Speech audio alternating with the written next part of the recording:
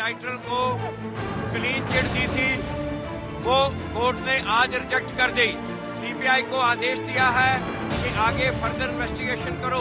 जो इन्वेस्टिगेशन 1984-85 में हो जानी चाहिए थी कंप्लीट, वो आज कहा जा रही है। तो वैसे तो न्याय का एक मजाक है। अगर कानून ने अपने कदम उठा लिए तो let them face the consequences। थोड़ी कुछ तो उम्मीद जगी है। आज ये साबित हो गया कि वो क्लीन चिट गलत थी और कोर्ट ने ये कह दिया कि इनके खिलाफ फर्दर इन्वेस्टिगेशन होनी चाहिए। किसी को बख्शते नहीं है, हम अच्छी तरह जानते हैं। देर आए दुरुस्त है। नमस्कार। बड़ी खबर में पहले कांग्रेस के नेता जगदीश टाइटलर की बड़ी मुश्किलें। 1984 के सिख दंगों से जुड़े एक मामले में कांग्रेस के नेता जगदीश टाइटलर के खिलाफ फिर से जांच शुरू होगी। इस सिलसिले में सीबीआई की क्लोजर रिपोर्ट को दिल्ली की कड़कड़डूमा कोर्ट ने खारिज किया है। सीबीआई ने 2007 और 2009 में टाइटलर को क्लीन चिट देते हुए क्लोजर रिपोर्ट दी थी, लेकिन इस मामले की एक पीड़ित लखविंदर कौर की याचिका पर कोर्ट ने मामला बंद करने से जुड़ी रिपोर्ट खारिज कर दी है। टाइटलर 1984 में गुरुद्वारा फुलबंगश करोल बाग में 3 लोगों की हत्या के आरोपी हैं। इस मामले में उन पर भीड़ को उकसाने का आरोप है। नानावती आयोग ने 2005 को दी अपनी रिपोर्ट में भी टाइटलर के खिलाफ सबूत होने की बात कही थी। इसके बावजूद सीबीआई की क्लोजर रिपोर्ट पर सवाल उठ रहे थे। 31 अक्टूबर 1984 को इंदिरा गांधी की हत्या के बाद शाम से दंगे शुरू हुए, जिसमें दिल्ली में करीब 3000 और देश भर में करीब 8000 सिख मारे गए थे।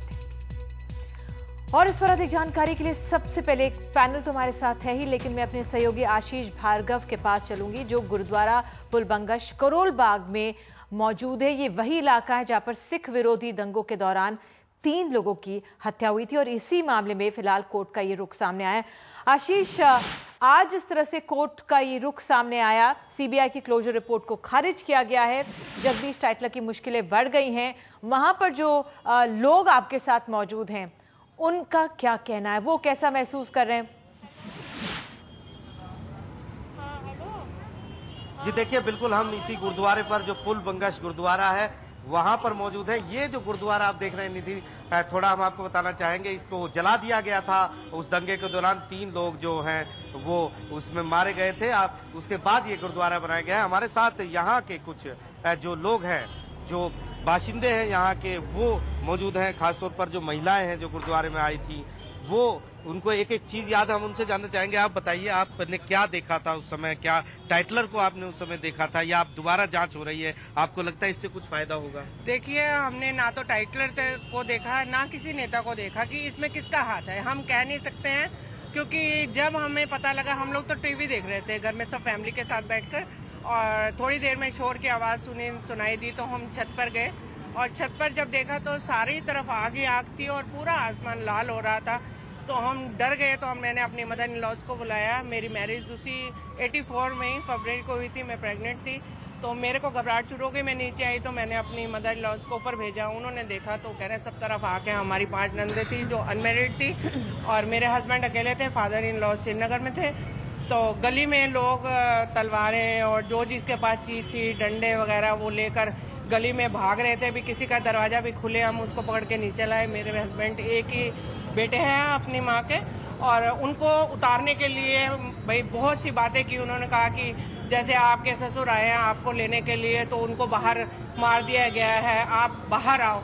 लेकिन हमें बता दिया गया था कि नीचे नहीं उतरना, तो हम नीचे नहीं उतरे हैं। हमने अंदर से दरवाजे बंद कर लिए और हमारी नंदे जो थी वो भी डर गई। हमें ये डर था कि वो अनमेरिड हैं, किसी तरीके से उनके साथ गलत व्यवहार ना किया जाए, तो हम उनको अंदर रख रहे थे। मेरे को तो पड़ोसी ने भी कहा कि आप इधर आ जाओ, लेकिन मैं नहीं गई। मैंने ये सोचा नहीं, यहीं रहना चाहिए क्योंकि हमारी नंदे हैं, मैं अकेली जाकर वहाँ क्या करूँगी। आपने क्या देखा था? कहाँ पर थे आप? हाँ जी, हम थे घंटा घर सब्जी मंडी गुरुद्वारे पे। उस टाइम हमारी मैरिज नहीं हुई थी। हम कुआर जब नॉर्मल अपनी फैमिली में अपने पापा के साथ बैठे हुए थे। अचानक हमारे पड़ोसी दौड़े आए। वो कहने लगे कि आप गुरुद्वारा बंद कर दो। हमारे पापा ग्रंथी हैं गुरुद्वारे के। कहने के गुरुद्वारा बंद करो, कुछ लोग गुरुद्वारे को जलाने आ रहे हैं। मेरे पापा ने ये बात सुनी। उन्होंने फटाफट अपने ट्रंक से एक राइफल निकाली। वो हमारे पास राइफल थी। उन्होंने राइफल निकाली, वो गुरुद्वारे के अंदर इंटर हुए। जैसे फादर इंटर हुए, उधर से दरवाज़ा तोड़ के, वो भी खूब अच्छे खासे लंबे चौड़े आदमी थे। किसी ने मशाल पकड़ी हुई थी, किसी ने कृपानें पकड़ी हुई थी, किसी ने डंडे पकड़े हुए थे। वो सब गुरुद्वारे के अंदर इंटर हो गए। उधर हमारे पापा अंदर दरवाज़ा था, वहाँ से वो राइफल लेकर आए। तो मैं छोटी थी, मेरे पापा को बोले पापा किसी को नहीं मारना, हमें क्या पता कि हमारे साथ क्या हो रहा है, ये क्या करने आ रहे हैं। तो वो आए थे, हमारे पापा ने फिर राइफल निकाल के उनके सामने, मतलब डराने के लिए उन्होंने निकाली थी, क्योंकि हमें तो कुछ मालूम भी नहीं था कि क्या होने वाला हमारे साथ। तो वो राइफल देख के भाग गए, सब आ गए वहाँ से। भी मेरे पापा ने एयर फायर किया राइफल से उन्होंने, तो ये आवाज़ सुनते वो सारे दौड़ के भाग गए। तो हमारे पड़ोसी आए, वो कहने लगे कि हमारे घर गुरुद्वारे के साथ ही 2 कदम एक और गुरुद्वारा था, तो वहाँ से कहने लगे उस गुरुद्वारे ग्रंथ साहब को जला दिया गया, वो आपका भी जलाएंगे। वो फिर पड़ोसी हमारे, मुझे, मेरे पापा को, मेरे ब्रदर को अपने घर लेके गए, उन्होंने हमें पनाह दी। हम 2 दिन उनके घर में रहे। आशीष, जो ये दहशत के लम्हे इन लोगों ने झेले हैं वो ये महिलाएं दोहरा रही हैं, लेकिन आज जो कोर्ट का फैसला आया है उस पर आशीष, हमारी लाइन शायद कट गई है, कुछ देर में कोशिश करेंगे बात करने की कि आज के फैसले पे क्या रुख है वहां पे लोगों का, वो कैसा महसूस कर रहे हैं, जानने की कोशिश करेंगे। लेकिन मेरे सहयोगी रजत केन अब हमारे साथ मौजूद है। रजत, एक इस तस्वीर का जो आज का फैसला है, एक पहलू वो है जो हम सुन रहे थे अभी, जो दहशत के दौर से उस समय पलों से लोग गुजरे थे, वो जो समय था, इतने लोगों की जान गई थी। लेकिन दूसरी तरफ जगदीश टाइटलर का मामला भी है।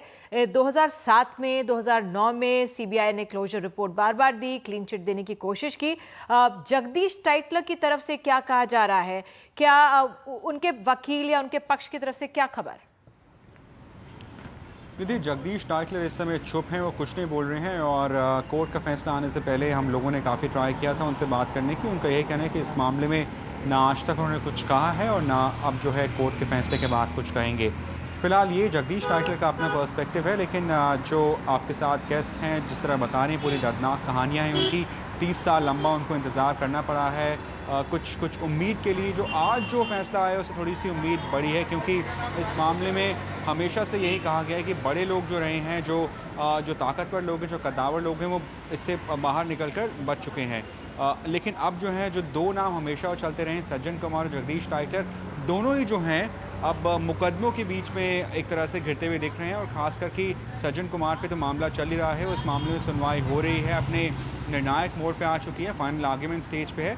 आज जगदीश टाइटलर जो है उनके ऊपर कोर्ट ने सीबीआई को फिर से जांच करने को कहा है और ख़ास करके कुछ बिंदुओं पे कहा है। वो बिंदु क्या है हम इस समय डिटेल्स में नहीं बता सकते, क्योंकि डिटेल ऑर्डर आना बाकी है, लेकिन प्रथम दृष्टि से मैं कह सकता हूँ बने रहिए डिस्कशन में। और जो बिंदुओं की आप बात कर रहे हैं कि जगदीश टाइटलर की कैसे मुश्किलें बढ़ेंगी, क्या रहेगा, उस पर हम गौर करेंगे। लेकिन जो हमारे साथ और गेस्ट पैनल मौजूद है वो इंट्रोड्यूस करा देते हैं। जगदम्बिका पाल, सांसद कांग्रेस, हमारे साथ मौजूद हैं। मनजीत सिंह, अध्यक्ष हैं दिल्ली सिख गुरुद्वारा मैनेजिंग कमेटी के, हमारे साथ स्टूडियो में हैं। HS फुल्का, याचिकाकर्ता के वकील, कुछ पलों में हमारे साथ जुड़ने वाले हैं। और वरिष्ठ पत्रकार आलोक मेहता भी हमारे साथ स्टूडियो में मौजूद हैं। सबसे पहले मैं जगदम्बिका जी आपके पास आऊंगी और आपसे जानना चाहूंगी, आपके सांसद हैं जगदीश टाइटलर, उनकी मुश्किलें बढ़ गई हैं। नहीं, देखिए, एक न्यायालय का निर्णय है, तो न्यायालय के निर्णय का तो सभी अनुपालन करते हैं। लेकिन अब एक इन्वेस्टिगेटिंग एजेंसी थी सीबीआई, और सीबीआई ने 2007 में भी उस समय क्लोजर मूव किया, या 2009 में भी क्लोजर मूव किया, कोर्ट ने उसको एक्सेप्ट भी कर लिया था। अब ये जो पीड़ित पक्ष है उसने फिर से इस बात की कोर्ट में याचिका दाखिल की कि मतलब इस मामले की फिर से री इन्वेस्टिगेशन हो या फिर से ओपन किया जाए। तो अब उस पर अगर एक न्यायालय ने निर्णय लिया है तो न्यायालय का निर्णय पे मैं समझता हूँ कि यही है कि फिर से जो न्यायालय ने निर्णय किया है उसके अनुरूप सीबीआई फिर उस मामले को फिर से रीओपन करेगी। लेकिन वो सीबीआई का कम से कम जो उनका अपना अंतिम निष्कर्ष था, एक तरह से सीबीआई के उस निष्कर्ष से न्यायालय भी सहमत था, क्योंकि न्यायालय में बहुत से मामले इन्वेस्टिगेटिंग एजेंसी के, चाहे सीबीआई हो, लोकल पुलिस हो या जो भी CBCID हो, ये इन्वेस्टिगेटिंग एजेंसी अपनी भेजती हैं, चार्जशीट भेजती हैं, किसी में क्लोजर रिपोर्ट भेजती हैं, और नामली फिर कोर्ट गुण दोष के आधार पे उस पे ये फैसला करता है कि क्या ये क्लोजर एक्सेप्ट किया जाने लायक है। जी, सीबीआई जो क्लोजर रिपोर्ट देती रही, मैं आऊंगी आपके पास 2007 में, 2009 में, लेकिन कोर्ट ने उसको अब सिरे से खारिज कर दिया इस मामले में। मंजीत जी, जो आज का जो मैं समझता हूं कि इसको सीबीआई ना कह के कांग्रेस ब्यूरो ऑफ इन्वेस्टिगेशन कहें। 15,000 लोगों का कत्ल हो जाए हिंदुस्तान में, 4000 के करीब दिल्ली की सड़कों पे गलों में टायर डाल के जलाए दिए गए हों, क्या कसूर था उनका? अपने बच्चों की रोटी कमाने के लिए निकले थे। सीबीआई कहती है कि इसको क्लोज कर दिया जाए। क्यों क्लोज कर दिया जाए? सीबीआई ने ना उन तथ्यों को जानने की कोशिश करी, जो उसमें मुख्य गवाह हैं उन गवाहों को, विटनेसेस को उन्होंने अकाउंट फॉर करने की कोशिश नहीं करी। क्या जल्दी थी? मैं समझता हूँ कि prime minister of this country action taken report ATR जब 2005 में पार्लियामेंट के टेबल पे आती है, वहाँ पे बोलते हैं कि दोषियों को कभी कोई पॉलिटिकल पोस्ट नहीं दी जाएगी, इनको कोई मिनिस्ट्रियल बर्थ नहीं दिया जाएगा।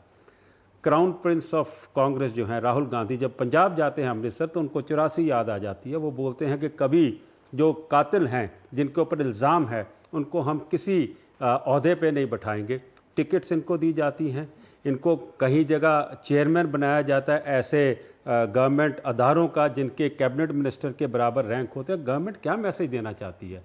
हमें तो हैरानगी इस बात की है कि 29 साल हो गए हैं हमारे को ये लड़ाई लड़ते हुए सड़कों पे। जगदीश टाइटलर की टिकट कटाई, सड़कों पे हमने लड़के सज्जन और टाइटलर की टिकट कटाई, ये आमादा थे उनको टिकट देने के लिए। तो कहीं भी हमारे साथ जस्टिस नहीं हो रहा।